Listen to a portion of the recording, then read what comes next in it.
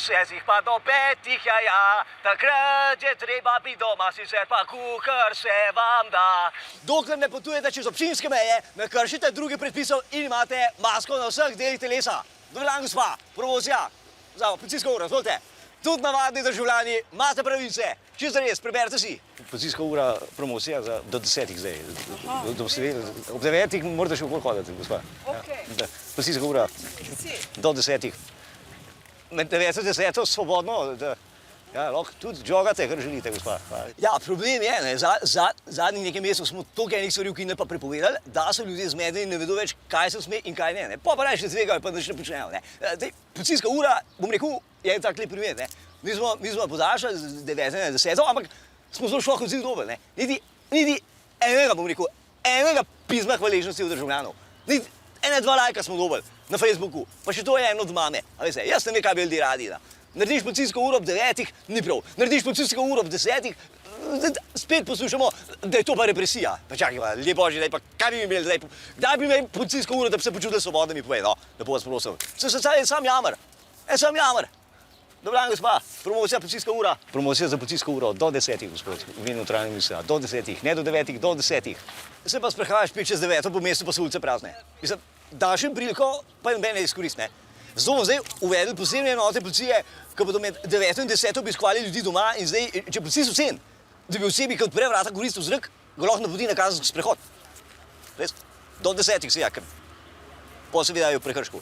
Zato priporočam, da spite v športnih oblačilih, ker vas lahko kontrola obiše tudi do 5 zjutraj. Se ve, zakaj pravijo? Rana ura, policijska ura. In dajte no izkoristiti jutranje ure, ljudje, no. Zdaj lahko. Hvala, Aleš, a ne, hvala, Aleš. Ker po 6 se boste mogli z otrokom ukvarjati, ker so vrtci z šole zdaj spet zaprte, a ne. No, vidite, tako informiramo ljudi o njihovih pravicah, ne. Ker imamo še en kup pravic v Sloveniji, ne. A se recimo vedeli, da se lahko pri nas še zmer pogovarjate med tem, ko hodite po pločniku? No, vidite, o tem pa noben medij ne poroča. Samo to, da smo policijska država. Mislim, se tudi pogovarjanje na pločniku bomo ukinili, pa pločnika bomo tudi ukinili, ampak zaenkrat je pa vse zelo svobodno. Preveč. Evo, to je letake za do 10 policijska ura, malo promocije, da boste seznanjeni. Poznate na uro? Znate? Mladenš, poznate na uro? Ja. Ob 9 morate še klele biti, ne bo šel domov. Ljudje se pritožujejo, da so pravila nejasna. Samo zato, ker ne smeš jesti rogljička v javnosti, lahko pa na firmo najameš lokal. Pa ker moraš nositi masko v mestu, ampak ne v primeru, ko tečeš. A lahko nehamo s tem, da nič ni jasno, no? Pravila so popolnoma jasna. Samo ne nam. Ali pa vam. Treba, če pa vse jasno. Glede, ljudi se ne da fizično zapreti državo. Pa ne, da nismo probali. Ampak eni imajo denar in s tistimi se ne bi radi kregali. Tako da tisti z denarjem lahko plačajo kazen, pa ne hodijo na krk, ne. Ampak ostali pa ne. En red mora biti, no. Nič ne šteka raja, kaj se ji dogaja, skozi se nekaj buni, čeprav je lahko odzuni, ponovno do 10. Ja, kdo je to zrihtal? Jaz, Aleš. Ja. Do 10, ne? Smo vsi tišali. Ja. Pa. Pravi, da se vsega hudega navadiš. Jaz upam, da res.